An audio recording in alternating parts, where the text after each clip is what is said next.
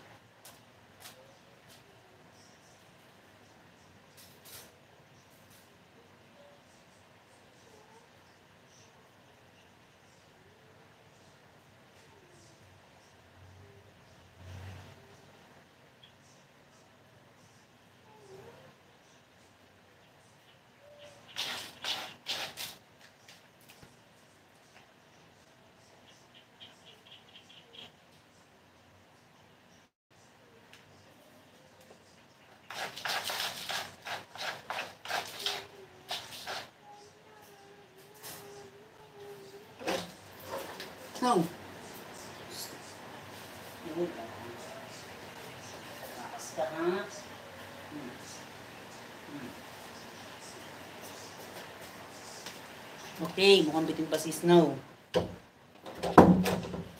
Okay, ito na tape na natin. Tinape natin para hindi lang gamin, nilalanggam kasi siya. At ilalagay lang natin siya sa hindi kayang pasukin ng langgam. Okay. Hello sa mga nag-tune in sa akin. Ayan, pasensya na. At boring ba? Ayan, for watch hour lang din. Ayan si Snow, mukhang dudumi siya. Ayan, sa kanyang litter box.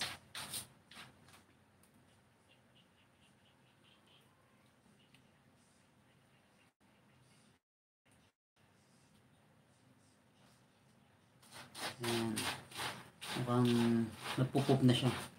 Ayan, pasintabi sa mga kumakain.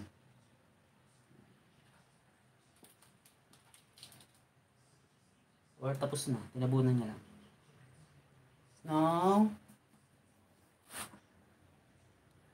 Ayan. Ito yung kinain niya kanina, ayan. Ulit-ulit ba? Whiskas Junior, ayan. Not sponsored to, but ayun yun, isa to sa mga medyo mura-mura kumpara sa iba.